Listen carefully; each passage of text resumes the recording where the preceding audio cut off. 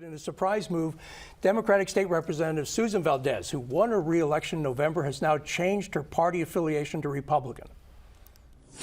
The West Tampa-based representative announced the switch on Monday in a post on X, saying, "I will not waste my final 2 years in the Florida legislature being ignored in a caucus whose leadership expects me to ignore the needs of my community. I'm tired of being the party of protesting when I got into politics to be part of the party of progress." Just last week, Valdes lost a campaign to be the chair of the Hillsborough County Democratic Executive Committee. The Tampa Bay Times reports she's been an active Democrat, attending a Kamala Harris debate watch party in September. She's also posted numerous times on X about the dangers of Donald Trump's policy platform, especially on immigration. Valdes is a Cuban-American lawmaker who was raised by her immigrant parents in New York. Representative Cross, I want to ask you, there are some calls from Hillsborough County Democrats for re-election. They don't want Valdes to serve her term. They want her to undergo a new election because she ran as a Democrat. She's now a Republican. What are the chances that there's a new election, and what does it do? What does Valdes's party switch do to the Republican supermajority in Tallahassee?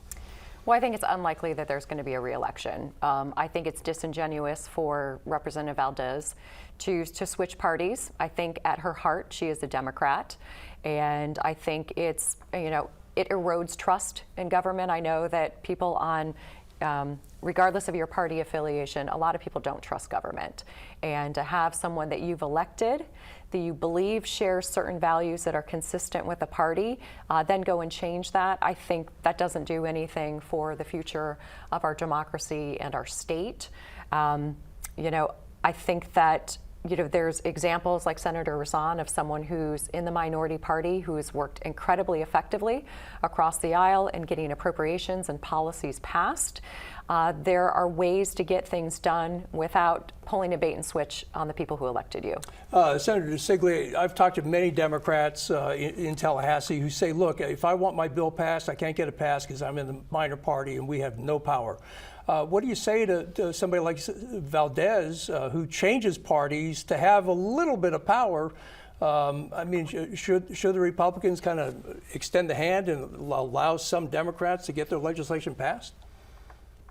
Well, a couple of things here. So number one, I welcome Representative Valdes to the Republican Party. It's going to be interesting to see, how her voting record is going to change overnight. I served with her for 4 years, and she was very vocal against many of the core principles that Republicans hold dear.